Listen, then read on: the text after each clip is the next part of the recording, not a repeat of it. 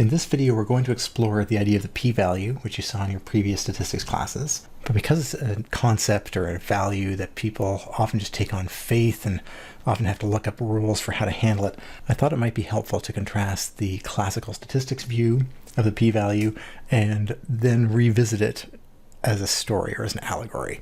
So let's see how that plays out. We're going to look at two different examples, and one is going to be the classic coin flip example. So you're given a coin to flip 20 times. If you look at that sequence of coin tosses in the standard statistical framework, we'd say the null hypothesis is that the coin is fair. What we mean by that is the probability of flipping a head or a tail is equal. And if you want to put this in binomial terms, you'd say the probability of a head is 0.5 or the probability of a tail is 0.5.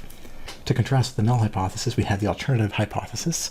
And the nice thing about it is just literally the null with a naught put in it somewhere. So that's fairly straightforward. Let's get to the experiment. You flip the coin 20 times, you see 15 heads.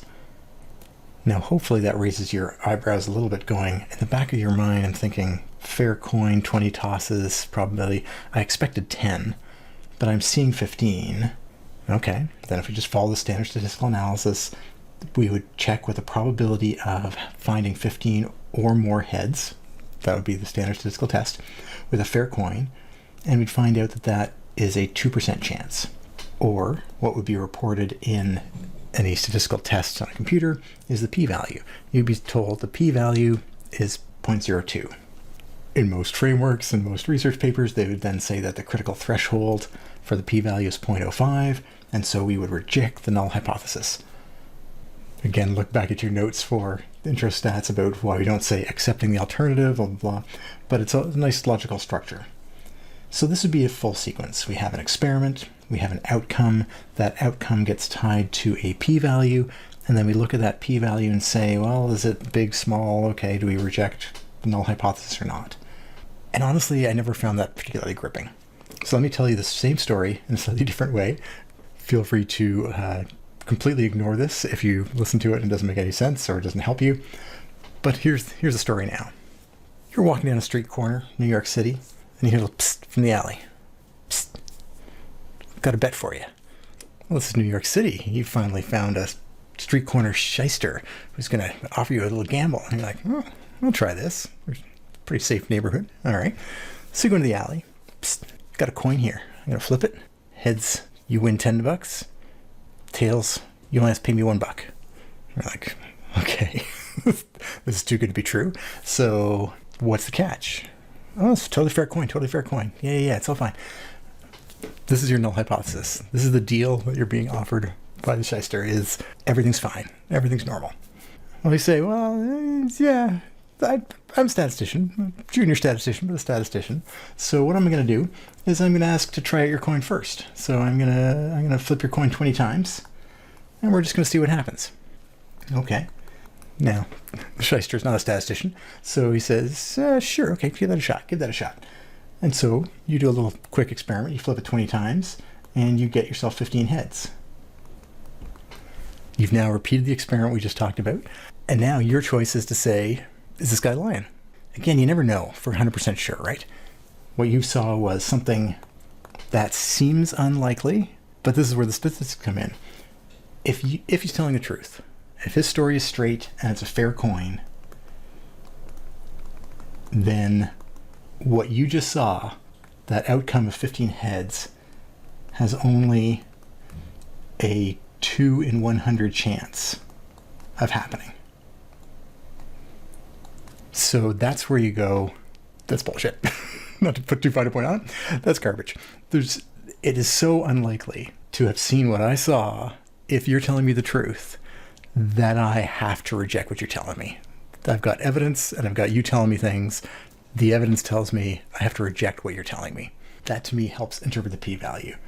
You look at the chance of what you just saw happening, if the story you're being sold is actually true, and that story is the null hypothesis framework. And if it's so low as to make you suspicious or skeptical about the whole proposition, then that's your idea. This 2 in 100 chance is exactly what we mean by the p-value. So what's the chance of seeing what we just saw if this person's actually legit? So Low p-value means that we have it's very hard to reconcile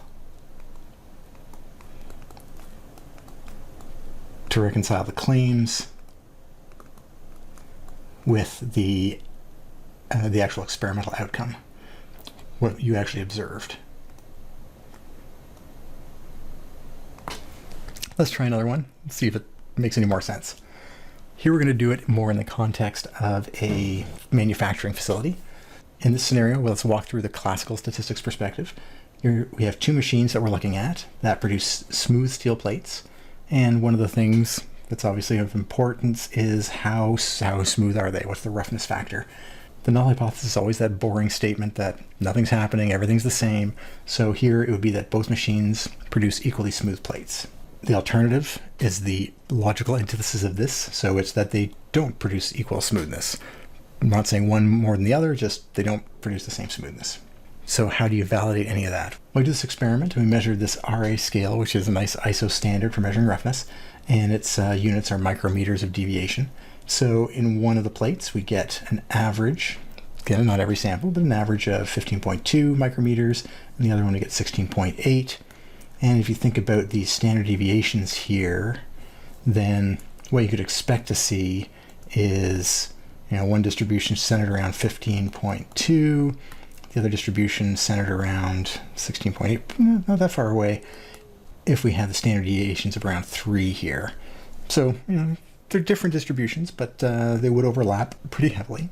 And what you're asked to assess is, well, which of these stories are you going to believe, the null hypothesis or the alternative hypothesis? For this case, you do a 2-sample mean test for the difference of means, and it's actually a 2.1 difference. This is a 1.6 difference, actually pretty small. So there's actually only a 1.6 micrometer difference between these two means. And what you get if you do the statistical analysis of the difference of means is you get a p-value of 0.002, or a 0.2% value there. Final step is to compare that to some critical threshold. So we'd say that that value is small. It's smaller than the 0.05 cutoff. So we reject the null hypothesis again here. All right. When you get down to the stage, you're like, is small bad? Is small bad? Let's turn that into a story again and see if it makes more sense, or is at least more memorable, if we produce it as a bit of a confrontation. So imagine you have a salesperson here trying to sell you a machine. And what their sales pitch is our machine is just as good as the one you already have. Maybe it's cheaper, maybe it's a bunch of other things, but it's exactly the same quality. So they are selling sameness. Okay, so they're selling sameness, fine. And you're like, well, prove it to me. Let's do some evidence. We've got our own machine, and your machine ends up with a roughness of what we had before, that 15.2 angst or micrometers, and theirs, the one he's trying to sell you, ends up with a roughness scale of 16.8 micrometers, and you have 50 samples, and you have all that other information about the standard deviations. Okay, then you run your stats. This is where you check their reality, and what you find is that you're going to see this large a difference, and the subtext in all these is always or larger, in 2 in 1,000 cases. So if you did this experiment and this salesman was telling you the straight deal, then you would see this kind of difference just 2 times in 1,000 runs. And that's where you're like, skeptical eyebrows go up, and you're like, I think it's probably easier to believe that you're lying to me than it is for this to have happened. I'm not going to rule out that this isn't the case, but it's so unlikely that it makes more sense for me to call you a liar. So we would do the same call on their sales pitch. These things are not the same. The evidence, again, that low p-value means that we can't reconcile your data or your observation, which is the data from the two measurements, the 50 samples and both, all that, with their claims. And so if one of them's got to go, usually we reject their claims or we reject the null hypothesis. So to make this kind of thing memorable, if you can tell a story around it, it'll help. And to me, this essential argument in statistics, at least the classical statistics of p-values and critical thresholds, it's all about confrontation.